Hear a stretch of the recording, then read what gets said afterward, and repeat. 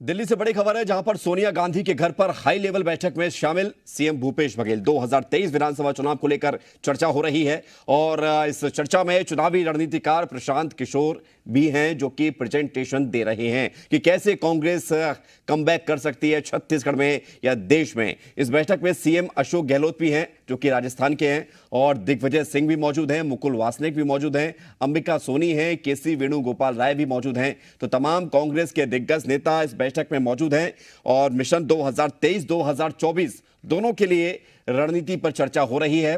और छत्तीसगढ़ के मुख्यमंत्री भूपेश बघेल भी इस बैठक में शामिल हैं। मुकुल वासनिक हैं, अंबिका सोनी हैं, केसी वेणुगोपाल राय हैं और इनके अलावा दिग्विजय सिंह हैं। तो आप देखिए कि ये बड़ी बैठक, हाई लेवल बैठक, और सबसे खास बात यह है कि प्रशांत किशोर, जो कि चुनावी रणनीतिकार माने जाते हैं, और वो प्रेजेंटेशन दे रहे हैं। वो ये बता रहे हैं कि कांग्रेस कैसे कमबैक कर सकती है, कांग्रेस को क्या कुछ करना है 2023 के लिए, 2024 के लिए। स्थिति तो कोयले की ठीक नहीं है। पिछले समय तो कैसे करके संभल गया, और अब जो स्थिति है वो भयावह होने वाली है।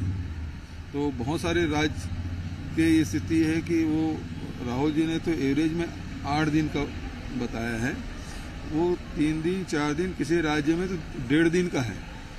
तो कोयले की स्थिति बहुत खराब होने वाली है।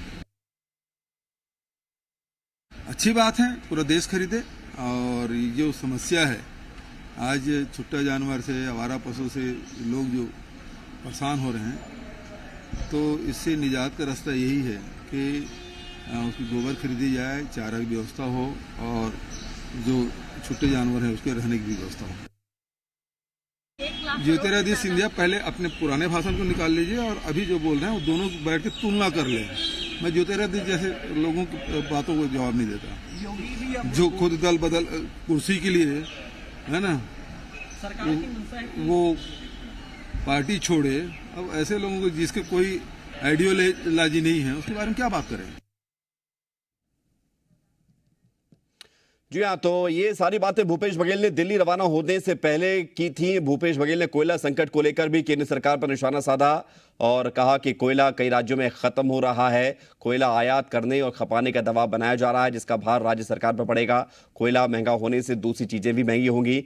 और साथ ही ज्योतिरादित्य सिंधिया, जो कि एक दिन पहले ही छत्तीसगढ़ के दौरे पर आए थे, उनके भी बयान पर पलटवार किया है।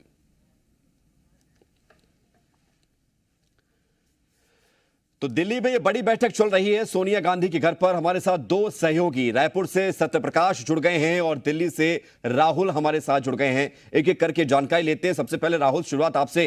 दिल्ली में बैठक चल रही है, लंबा वक्त हो चुका है, क्या अंदर से बातें निकलकर सामने आ रही हैं? देखिए, ये तकरीबन ये कहा जाए तो 4.5 घंटे की बैठक अभी चल ही रही है, और ये 10 जनपद पर बैठक चल रही है। सोनिया गांधी के आवास पर ये बैठक है, और इसमें अभी यदि कहा जाए कि 2 मुख्यमंत्री यहाँ पर हैं। राजस्थान के मुख्यमंत्री अशोक गहलोत हैं, और साथ ही साथ छत्तीसगढ़ के मुख्यमंत्री भूपेश बघेल हैं।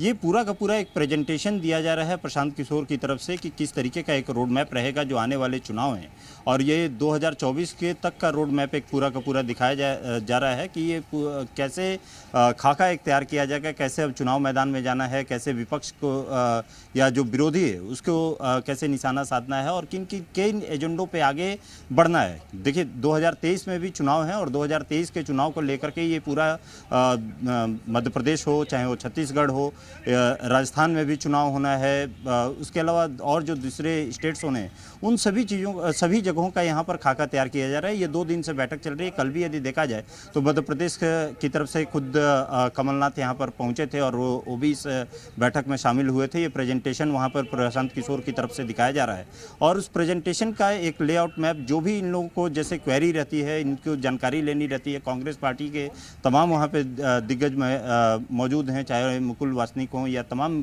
जो दूसरे लीडर्स हैं, रंजीत सुरजेवाला हैं, ये सभी के सभी मौजूद हैं। और यदि कोई भी क्वेरी यदि करनी है कि कैसे आगे बढ़ना है, कैसे 2023 में छत्तीसगढ़ को जीतना है, या यदि मध्य प्रदेश के जब वो तो कब तक बैठक और चलेगी राहुल? क्योंकि एक लंबा वक्त हो चुका है, और आप जो कह रहे हैं कि प्रेजेंटेशन दिया जा रहा है, तो वो प्रेजेंटेशन में क्या कुछ हुआ?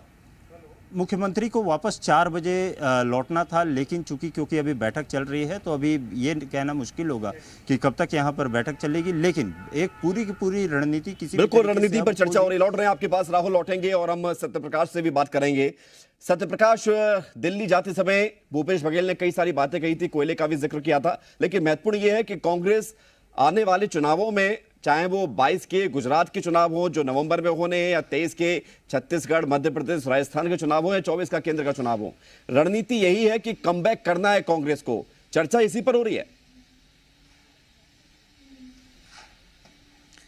देखिए, उस वक्त में ये बैठक और ज्यादा महत्वपूर्ण हो जाती है विवेक, तब जबकि केंद्रीय मंत्रियों का दौरा छत्तीसगढ़ में शुरू हो चुका है और ये केंद्रीय मंत्री जो आ रहे हैं वो सिर्फ आकांक्षी जिलों में न जाके सिर्फ जो केंद्र सरकार योजनाएं चला रही है उसे देख रहे हैं, उसकी मॉनिटरिंग कर रहे हैं, बल्कि राज्य सरकार पे भी निशाना साध रहे हैं। मतलब अप्रत्यक्ष तौर पे अगर हम देखें, राजनीतिक तौर पे अगर हम देखें, तो कहीं ना कहीं केंद्रीय मंत्री अब छत्तीसगढ़ आकर ये बताने की कोशिश कर रहे हैं कि केंद्र सरकार की जो योजनाएं हैं, मोदी सरकार की जो योजनाएं हैं, वो योजनाएं ही छत्तीसगढ़ में ठीक से संचालित नहीं हो पा रही है, जबकि पैसा ज्यादा केंद्र दे रहा है और राज्य सरकार को भी निशाने पे ले रही है। मतलब ये समझिए कि कितना दूरगामी प्लान बीजेपी स्ट्रेटेजिक तौर पे बना रही है कि छत्तीसगढ़ के उन नेताओं को, जिन नेताओं के बातों का विश्वास शायद जनता प्रदेश की नहीं कर रही है, क्योंकि 4 विधानसभा के उपचुनाव में हार पार्टी को देखने को मिली है, तो अब क्यों ना केंद्रीय स्तर के नेता आए, केंद्रीय मंत्री आए और वो बताएं और वो छत्तीसगढ़ सरकार को घेरे। उस वक्त में छत्तीसगढ़ में कांग्रेस पार्टी को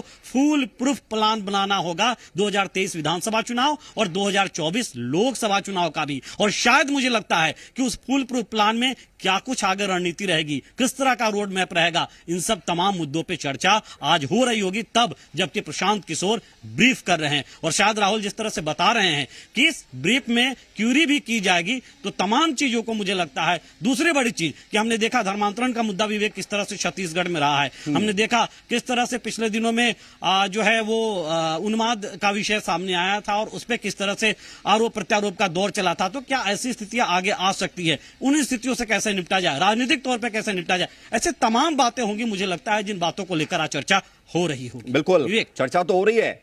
इस चर्चा में निकलेगा क्या राहुल? एक सवाल और आपसे कि मंथन हर राज्य को लेकर भी हो रहा है, जहां सरकार है वहां के लिए भी और जहां नहीं है वहां के लिए भी। मध्य प्रदेश से दिग्विजय सिंह वहां पर प्रतिनिधित्व कर रहे हैं, कमलनाथ 2 दिन पहले मुलाकात कर चुके हैं सोनिया गांधी से, छत्तीसगढ़ से भूपेश बघेल वहां पर पहुंचे हुए हैं, लेकिन अलग अलग राज्यों की अलग अलग समस्याएं, अलग अलग मुद्दे हैं, इस पर भी फोकस किया जा रहा है।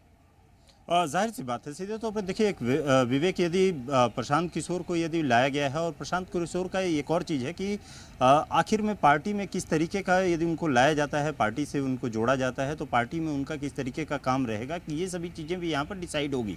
लेकिन जो सबसे बड़ी चीज़ है कि एक प्रेजेंटेशन, पूरा का पूरा एक प्रेजेंटेशन है, जिन राज्यों में इनकी सरकार है, जिन राज्यों में सरकार नहीं है और जहां पे अभी चुनाव होने हैं। जैसे हिमाचल प्रदेश की यदि बात किया जाए, हिमाचल प्रदेश में इसी साल में चुनाव है, और यदि हिमाचल प्रदेश का आखिर में क्या रोड मैप रहेगा, किस तरीके से वहां पर चुनाव के मैदान में जाना है, इन सभी चीज़ों के बारे में भी यहाँ पर विचार विमर्श किया जा रहा है। उसके अलावा जब 2023 की यदि हम बात करते हैं, तो 2023 में किस तरीके से चुनाव मैदान में जाना है, जिनमें जहाँ पर इनकी सरकार है वहाँ पर इनका क्या पूरा का पूरा रोड मैप रहेगा। ये एक बखूबी जो प्रेजेंटेशन है वो प्रशांत किशोर की तरफ से बना करके लाया गया है।